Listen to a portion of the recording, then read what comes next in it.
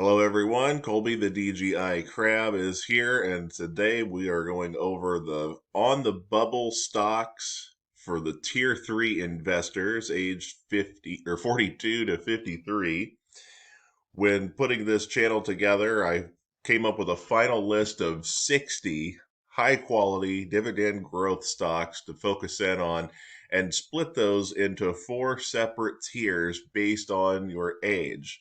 The goal is to simplify investing by providing investors with a smaller number of individual stocks to really focus in on, while pairing those with some high quality ETFs to make investing and acquiring passive income simple and a lot less overwhelming.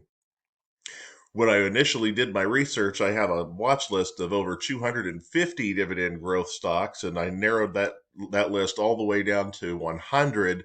And from there, it got very, very difficult because I started with the kings, started with aristocrats, with stocks in the S&P 500 that pay a dividend, and some stocks that I saw covered on other creators' channels here on YouTube that I thought were interesting and showed some upside.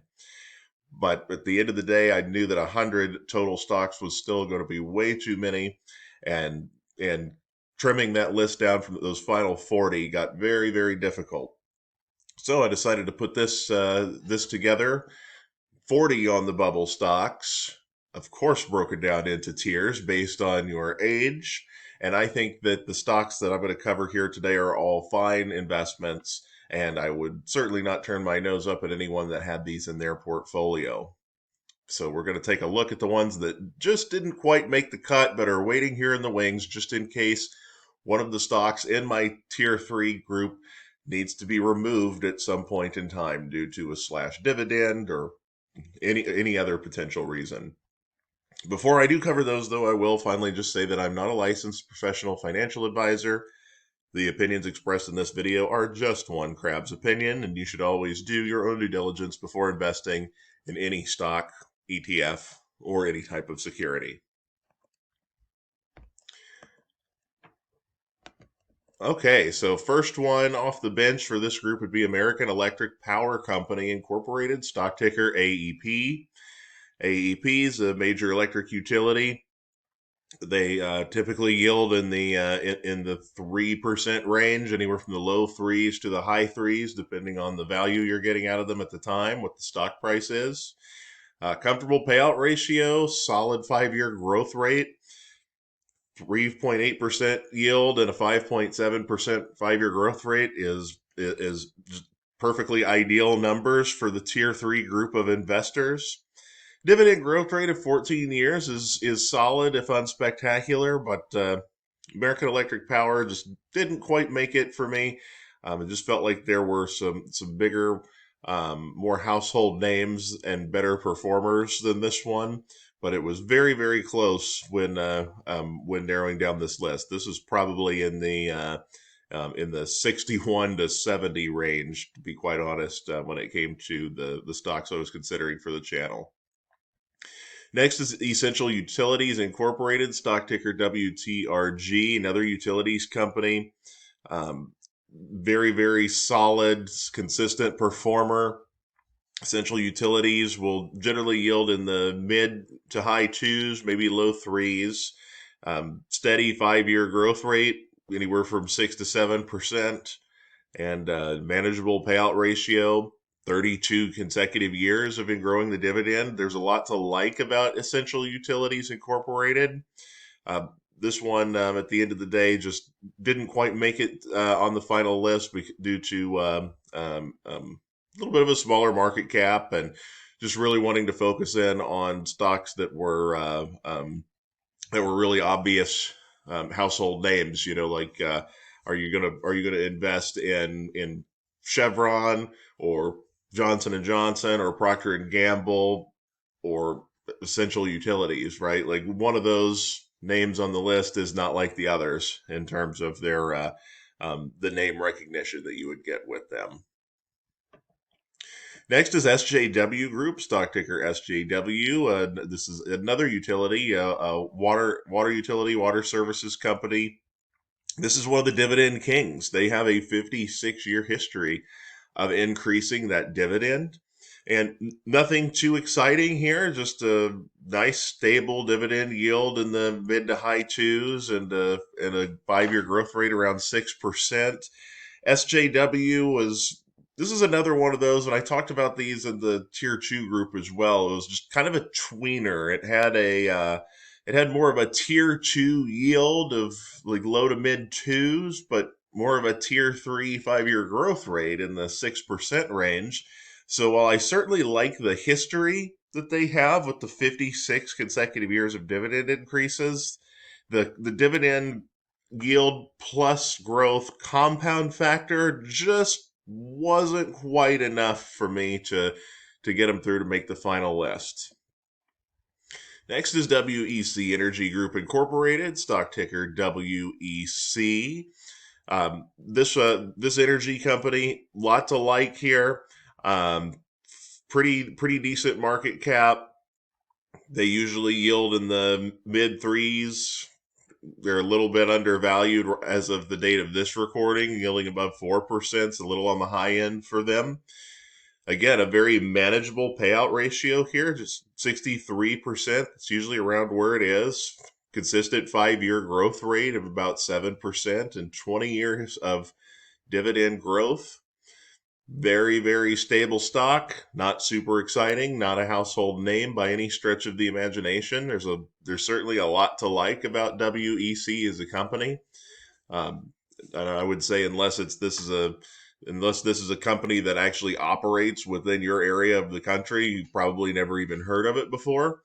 So that's part of the reason why it didn't quite make the final list. And I think if WEC had maybe another 20 years worth of dividend growth history, they would have been even more difficult to leave off of the list. But I do like the company. There is a lot to like here, but just a little bit on the outside looking in, because they really wanted that top 60 to be sleep well at night stocks with major market caps, wide moats, and all the rest of it. And while the numbers here for WEC do line up, just not quite that in that elite group as far as I was concerned. Next is UGI Corporation, stock ticker UGI. This is a natural gas distribution company with 36 years of dividend growth history. As of the recording of this video, UGI is way down. It's yielding above 6% right now. Typically, this one's going to yield more like 3.5–4%. If you go back and look at the dividend yield history, you'd see that. Payout ratio is at 47%. The 5-year growth rate's 6.79. Plenty to like about UGI, but again, with a lot of these utilities, it's not anything that it's not anything against them. It's just there's not a tremendous amount of name recognition, and again, it's well, there's nothing wrong with UGI stock. Do you sleep well at night knowing you're invested in Chevron, or do you sleep well at night knowing you're invested in UGI? And a lot of the times, especially if you're sort of a hands-off investor or you're only going to invest in a smaller amount of companies, you're probably going to go with the one that you know. But UGI is definitely a nice, solid stock, and even though as of the date of this recording, they're going through some tough times in terms of the share price, they have a very nice dividend growth history, and I think they'll be able to keep that up. We'll see. Do any of you own UGI? Because right now these numbers are certainly looking pretty appealing to me. Next is another utility, another king, National Fuel Gas Company, 52 years of dividend growth, stock ticker NFG. So NFG, another one of these companies that they have the history there. There's no arguing with the 52 consecutive years of dividend growth, but the dividend yield in the threes and the 5-year growth rate also in the threes just isn't quite enough of a dividend combo factor for me. Now, the Coca-Cola is kind of similar in terms of the average yield and the 5-year growth rate, but that's Coca-Cola.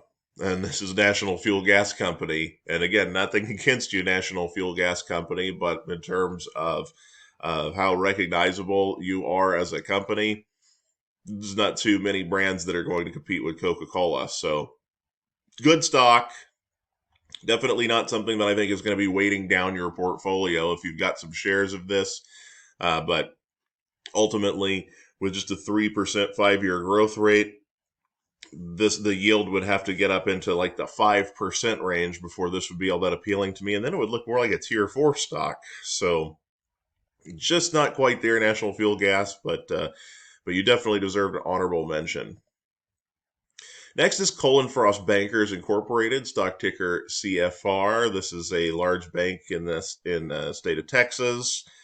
Plenty of things to like about the numbers here on Cullen/Frost. They're stable dividend yield in the threes typically, payout ratio right at about 40%, a 5-year growth rate in the 6% range, and a 29-year history of increasing that dividend. Cullen/Frost Bankers, just plenty to like about this particular stock, but I just did not decide to include smaller regional banks in the top 60. As I mentioned in the tier 2 bubble stock video, I'm a big fan of Bank OZK, but because the numbers there certainly line up as well for that particular tier, and I certainly like Cullen/Frost here for tier 3. But smaller regional bank, that was kind of the main reason that this one didn't make it in. Good stock though, good stock. Next is Kimberly-Clark Corporation, stock ticker KMB. So this is going to be a stock in the consumer staples. You've got 51 years of history here, yet another dividend king on the list. Similar to National Fuel Gas, though, a couple of stocks back here. It's got good stable yield in the threes, a 5-year growth rate in the threes, but just not quite enough yield combined with growth. It's just didn't quite make it there for me. So Kimberly-Clark, pretty popular dividend growth stock. I've definitely seen a lot of people out there on YouTube that will talk this one up when it's showing signs of undervaluation. It just doesn't quite have doesn't quite have that dividend combo factor for me. It fell just a little bit short. And then finally, we have Prologis Incorporated, stock ticker PLD. Prologis is the largest REIT in the United States by market cap. There's a lot to like about Prologis, and the dividend yield. They're not the highest yielding REIT in the world. They're typically going to be in the high 2s or low 3s based on their history, but they have grown that dividend at a 12% clip on average over the last 5 years. They do have 10 years worth of dividend growth history built up. Prologis, I think, has a pretty bright future ahead of it as far as being a dividend growth company. But to be a REIT and make this list with the non-qualified dividend income, you definitely have to hit a couple of factors for me in terms of market share and growth history and all of that. And this one felt just a little bit more like a tier 2 stock with the yield and the growth combo. And to me, being in that 31 to 41 year old range, unless you're adding something like this to your Roth IRA, which is tax advantaged, I just don't see any reason to start adding REITs early. And I don't think that I'm getting enough yield necessarily to make me feel great about this one being in the tier 3 group. American Tower just slipped in there. And Prologis was kind of right on its heels. If I ever remove American Tower from tier 3 for some reason or another, Prologis is going to be the next one up probably to replace it there. But very good company, and I do own some Prologis in my Roth IRA. But in terms of making that group of 60, you got a pretty high barrier to entry there if you're a REIT. So that is the list of the bubble stocks for tier 3 investors aged 42 to 53. You can email me your questions at dgicrab@yahoo.com and leave a comment down below if there's any of these stocks that you think deserve to be in tier 3 as opposed to the ones that made the final cut. Till next time, investors,